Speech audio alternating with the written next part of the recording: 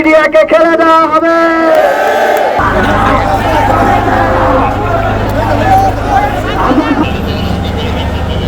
হাতির গায়ে গুলি কেন? হাতির গায়ে গুলি কেন? হাতির গায়ে গুলি কেন? আমাদের শহীদ আফরাজ ফাহাদের দাবি ছিল ভারতের সাথে যত বৈষম্যমূলক চুক্তি আছে সেই চুক্তি বাতিল করতে হবে। কিন্তু অত্যন্ত দুঃখজনক হলেও সত্য, 5 আগস্টের পরে এই ইন্টারিম গভর্নমেন্ট একটা বৈষম্যমূলক চুক্তিও বাতিল দেওয়ার কোনো উদ্যোগ নেয় নাই। আমরা হুঁশিয়ারি করে বলে দিতে চাই, কাল বিলম্ব না করে ভারতের সাথে যত ধরনের ট্রানজিট আছে সকল ধরনের ট্রানজিট বাতিল করতে হবে, সকল ধরনের অবৈধ চুক্তি বাতিল করতে হবে।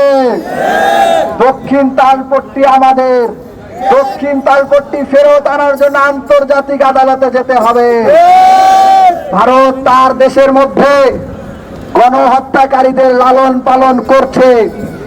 এই গণহত্যাকারীদেরকে ফিরিয়ে আনার জন্য বাংলাদেশ সরকারকে আন্তর্জাতিক আদালতে যেতে হবে।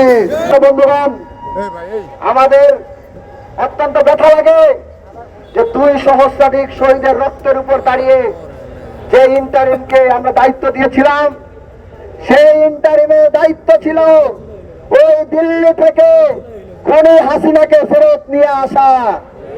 কিন্তু এই নতজন পররাষ্ট্র মন্ত্রিত্ব এখন পর্যন্ত ইন্ডিয়া থেকে হাসিনা এবং কসাইদেরকে ফেরত আনার কোনো পদক্ষেপ নেয় নাই।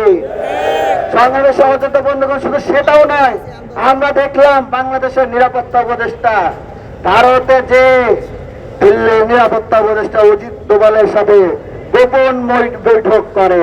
দিল্লির মিডিয়াকে খেলে দেওয়া হবে।